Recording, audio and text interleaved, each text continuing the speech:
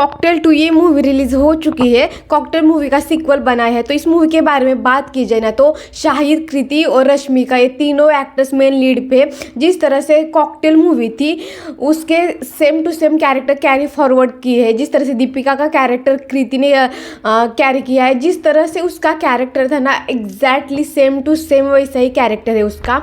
जिस तरह से उसकी वाइब है। कृति के बारे में बात की जाए ना तो बहुत अच्छे से उसका स्क्रीन प्रेजेंट बहुत अच्छा है। इतना बोल्ड कैरेक्टर उसका है ना, बोल्ड, उसके आउटफिट्स, उसकी सारी वाइब्स बहुत ही अच्छी लग रही थी, बहुत पॉजिटिव आ रही थी। और जिस तरह से उसने उस कैरेक्टर को कैरी किया है ना बहुत ही अच्छा लग रहा था। शाहिद के बारे में बात की जाए तो शाहिद तो ओ मतलब जब उसके हमने पहले जो मूवीज़ देखी है ना एग्जैक्टली वही कैरेक्टर उसका लग रहा है, बिल्कुल भी कोई भी डिफरेंस नहीं लग रहा। बहुत अच्छे से उसने अपने कैरेक्टर को कैरी किया है। और रश्मिका के बारे में बात की जाए, रश्मिका का एक्टिंग अच्छा है बट वही एक्सेंट का प्रॉब्लम है। जिस तरह से उनका हिंदी का वर्जन मतलब उनके मुंह से डायलॉग्स आते ही नहीं है।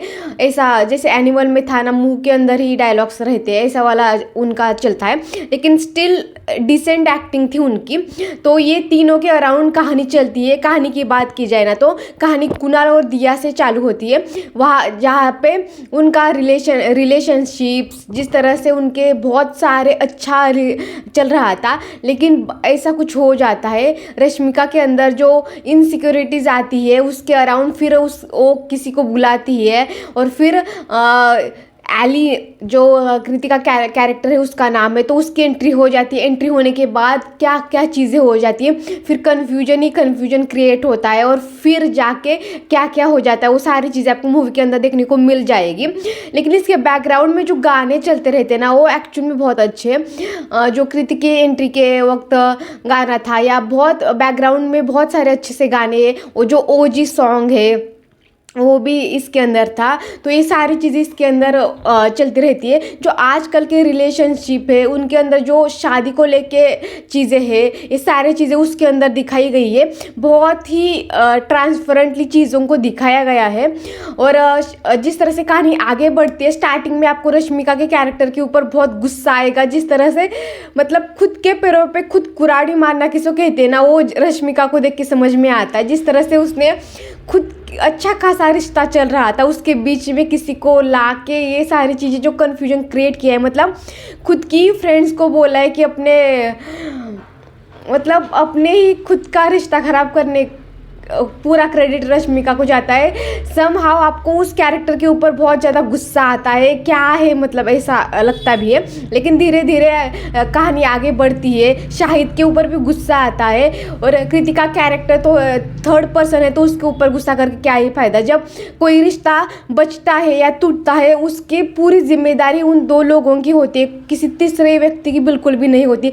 तीसरा व्यक्ति कोई कमिटमेंट लेके तो बेटा नहीं है ना, जो दो लोग हैं उनकी कमिटमेंट स्ट्रांग होनी चाहिए। तीसरा व्यक्ति आने से कुछ खराब नहीं हो सकता अगर दो लोगों का विश्वास एक दूसरे के ऊपर होना चाहिए। तो ये चीज़ आपको उस मूवी से समझ में आती है। तो कहानी आगे बढ़ती है, लेकिन अब स्टार्टिंग में बहुत ज़्यादा पार्टी, बहुत कूल वाइब, बहुत बोल्ड सीन, बहुत सारी मस्ती मजाक।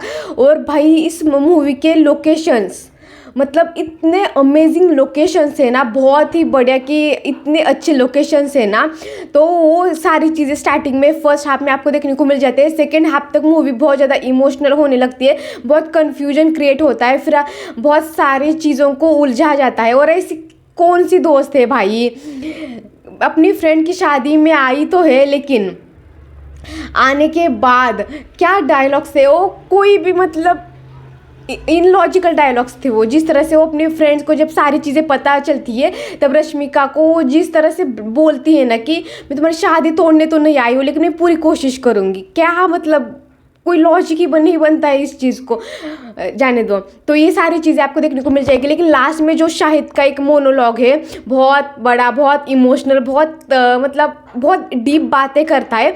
स्पेशली कॉकटेल बहुत अच्छी मूवी थी फर्स्ट इसका सीक्वल, बट मुझे उसका एंडिंग बिल्कुल भी पसंद नहीं आया था। मतलब पूरा वो रेड फ्लैग था सेफ का कैरेक्टर, जिस तरह से उसका डिसीजन था ना एंड का, मुझे स्पेशली बिल्कुल पसंद नहीं आया था जिस तरह से वो चीज़ें हुई थी। मतलब बचपन में जब मूवी देखी थी तब पसंद आया था, लेकिन अभी बड़े होने के बाद देखने के बाद ना बिल्कुल पसंद नहीं आया था। मुझे ऐसा लगता था कि इस मूवी का एंडिंग ऐसा बिल्कुल नहीं होना चाहिए। एटलीस्ट इस मूवी का क्लाइमैक्स बहुत अच्छा है, मुझे तो स्पेशली पसंद आया उसका क्लाइमैक्स, जिस तरह से शाहिद ने डिसीजन लिया और जो मोनोलॉग, जो डीप बातें बोली ना उसने की रिश्तों के बारे में, जो कंफर्ट के बारे में, और जो लोग आदत है बोलते हैं कि इतने सालों का रिलेशनशिप आदत है, लेकिन आदत क्यों? अगर प्यार नहीं है तो आदत होगी नहीं ना। तो आदत बस आदत नहीं है, प्यार है इसलिए तो आदत है। वो जो चीज़ें उसने एक्सप्लेन की ना, और जिस तरह से उसका लास्ट डिसीजन था, आपको हिंट आई होगी।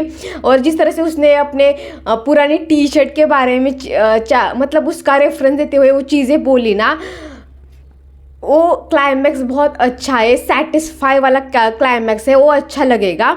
तो बहुत लोगों को अच्छी लगेगी, बहुत लोगों को अच्छी नहीं लगेगी, लेकिन जिस तरह से ऐसे कृति की तरह जो दोस्त होते हैं ना, ऐसे अपने दोस्त बिल्कुल भी मत रखना जिस तरह से वो चीज़ें करते हैं। लेकिन जो शाहिद के ऊपर गुस्सा आ रहा था, उसने जो चीज़ें की इस मूवी के बारे में, मूवी के अंदर बहुत चीज़ें दिखाई गई है। तो ये चीज़ ना लास्ट में ओपन हो जाती है, जो भी आप मूवी देखने के बाद आपको पता चलेगा। तो फिर आपको शाहिद के कैरेक्टर के ऊपर ज़रा थोड़ा सा अच्छा लगता है कि हाँ ठीक है भाई, मतलब चीटिंग को या बहुत सारी चीज़ों को, आपको किसी के ऊपर क्रश आना नॉर्मल, जिस तरह से शाहिद ने बोला था कि जब रिश्ता नया होता है तो बहुत इंटरेस्टिंग होता है, बहुत एक्साइटिंग होता है, लेकिन जब पुराना हो जाता है ना तब थोड़ा सा कम हो जाता है।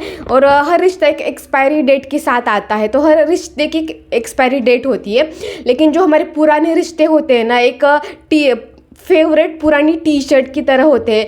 कितना भी आप नए कपड़े पहनो, लेकिन घर में जाके आपको आप अपना टी शर्ट ही चाहिए होता है। जो चीज़ें वो एंड में बोलता है ना, तो वो बहुत ज़्यादा हिट करती है, बहुत इमोशनल होती है। तो अच्छी मूवी आप देख सकते हो, किसी को पसंद आएगी किसी को नहीं आएगी, क्योंकि बहुत चीज़ें हैं जो पसंद नहीं आ सकती है। थोड़ी सी कॉमेडी भी है जो हो जाती है सिचुएशन वाइज, तो ये सारी चीज़ें हैं। तो वन टाइम इंटरटेनिंग बहुत ज़्यादा है मैं कह सकती हूँ, और अडल्ट मतलब जेन लोगों को तो पसंद आ ही जाएगी। तो ज़रूर देखना कॉकटेल, क्योंकि वाइब अच्छी है, सॉन्ग्स अच्छे हैं और एंड का क्लाइमैक्स अच्छा है, इसलिए तो ज़रूर देखना इस मूवी को। और इसके अंदर एक टीज़र भी रिलीज़ हो चुका है जो श्रद्धा कपूर का है।